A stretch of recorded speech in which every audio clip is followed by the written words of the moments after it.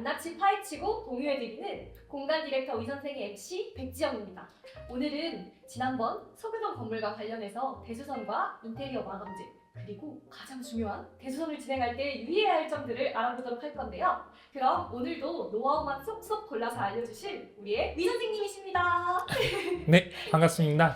공간 디렉터 위선생의 위지명입니다. 지난번에는 건물 외부에 대한 마감재에 대해서 설명을 드렸다면 이번에는 대수선에 관련된 설명하고 비용도 절감하고 그리고 강도도 좋은 신규 마감재에 대해서 설명을 드리도록 하겠습니다. 대표님, 사실 저도 대수선이란 말을 이번에 처음 들어봤거든요. 그럼 대수선이 어떤 건지 알려주실 수 있을까요? 네, 대수선하고 신축의 차이점에 말씀드리면요. 신축 건물 같은 경우에 기존에 있는 건물을 부셔가지고 그 위에다 다시 건물을 짓는 거를 이제 신축이라고 보시면 되는 거고요.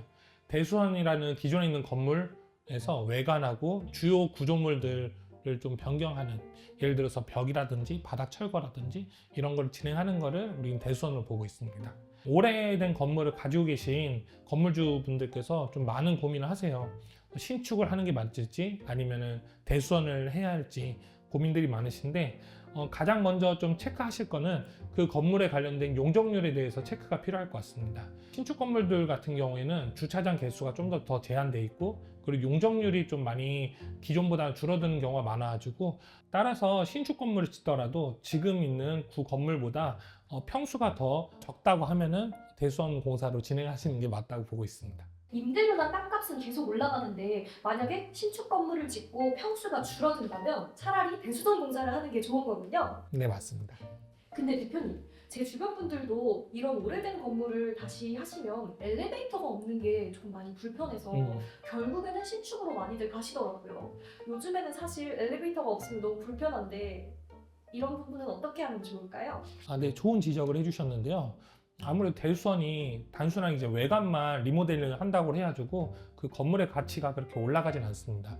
오래된 건물일수록 내부에 이제 엘리베이터가 없다 보니까 반드시 대수선을 할 때는 엘리베이터를 신규로 설치하시는 걸 좀 제안을 드리고요. 상부 층수에 있는 데들은 임대가 좀 잘 안 나가는 경우들이 많은데 엘리베이터를 설치함으로써 그 건물의 가치도 올라가고 그리고 고층에 있는 데들도 임대가 좀 잘 나갈 수 있는 그런 장점이 있습니다. 그리고 엘리베이터를 진행하실 때는 단순하게 엘리베이터뿐만이 아니라 해체를 진행을 해야 하는 거고 구조 보강도 진행을 해야 하는 거고 나중에 엘리베이터 사용 승인까지 진행하는 그런 과정들이 있습니다.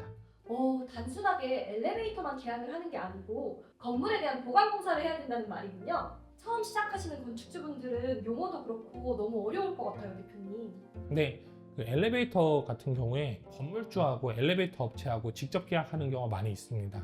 뭐 예를 들어서 오티스라든지 현대 엘리베이터라든지 그런 업체랑 이제 계약을 했었을 때 건축주분들께서 아무래도 놓치는 부분들이 몇 가지가 있어요.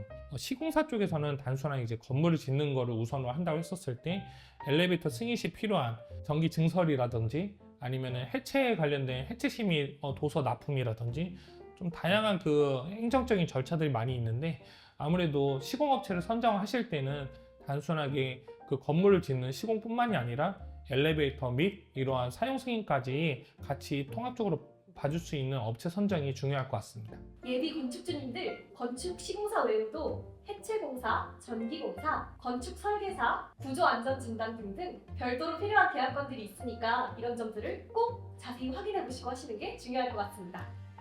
대표님, 저번부터 너무 기대했던 내부 드디어 볼 수 있는 건가요? 네네. 가보실까요? 가시죠.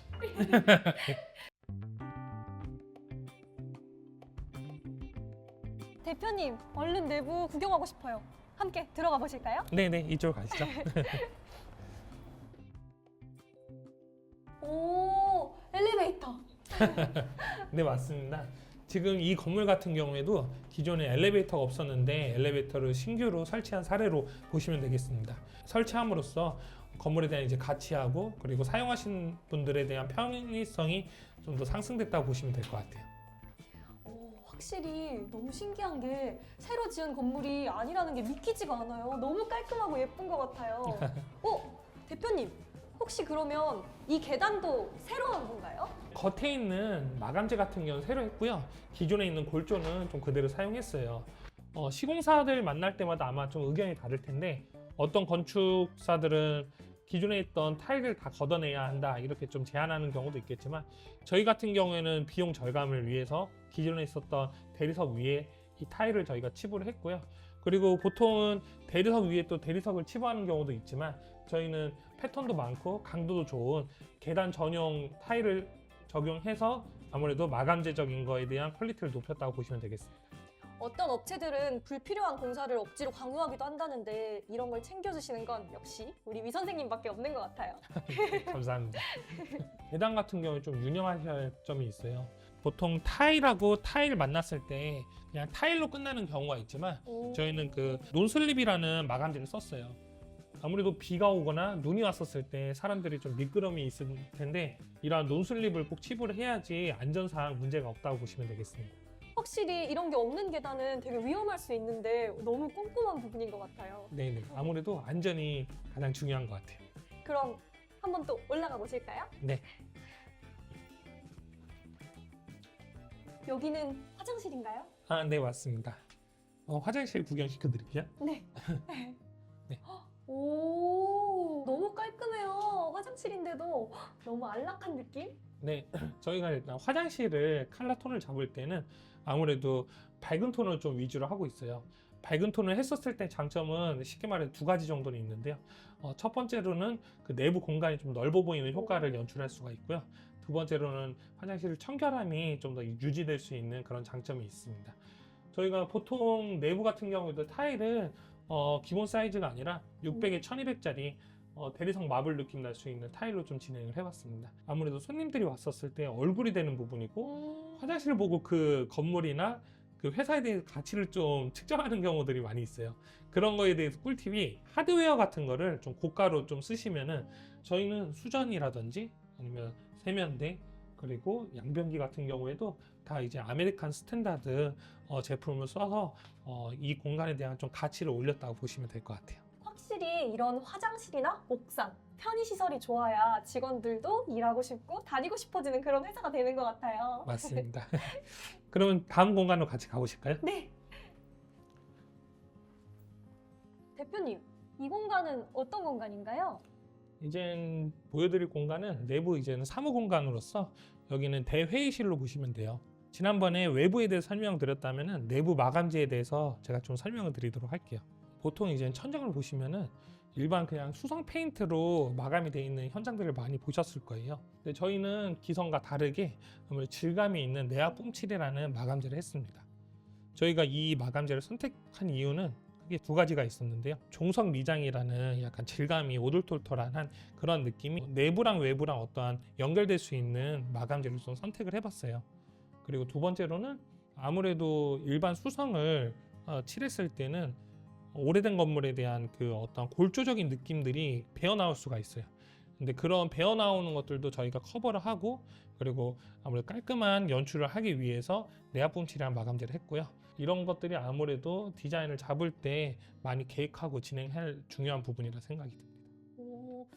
외부랑 뭔가 디자인의 연결성도 있고 새로 지은 건물이 아니라는 게 안 믿길 정도로 너무 깔끔해요. 네, 맞습니다. 이러한 스위치 같은 부분들이 좀 중요해요. 스위치라든지 손잡이라든지 콘센트라든지 이런 것들에 대한 마감재 그리고 제품에 대해 선정에 대해서 좀 고민을 많이 하고 있는데요. 윤 스위치라는 그 국내산이 아니라 수입산으로 이렇게 진행을 해봤어요. 이런 거 장점은 아무래도 저희가 엣지 부분, 이 코너 부분들이 얇고 그리고 이 터치감에 대한 느낌도 좀 다르고요. 그리고 내구성도 좋다 보니까 윤 스위치로 저희가 좀 진행을 해봤습니다. 너무 깔끔하고 귀여운데 또 내구성까지 좋다니까 너무 좋은 정보인 것 같아요. 네. 그리고 마지막으로 바닥에 대해서 저희가 좀 설명을 드리도록 할까 해요. 보통 우리가 마감재로는 크게 두 가지를 좀 많이 쓰고 있어요. 일반적으로 타일을 많이 쓰고 그리고 데코 타일이라는 얇은 PVC 재질의 마감재를 좀 많이 쓰고 있는데 보신 적 있으신가요? 네. 화려한 것도 있고 그랬던 것 같은데. 네, 맞습니다. 근데 타일로 했었을 때는 아무래도 타일 자재의 원가가 좀 비싸다 보니까 공사비가 상승되는 그런 단점이 있어요. 그리고 데코 타일이라는 거는 그게 얇고 그리고 패턴적인 게 또 동일하고 그리고 소비자들 입장에서도 이 마감재는 저렴하다라는 인식이 있어가지고 이 건물에 대한 가치를 좀 떨어뜨릴 수도 있는데 저희가 한 거는 지금 칼라 에폭시로 좀 진행을 해봤습니다.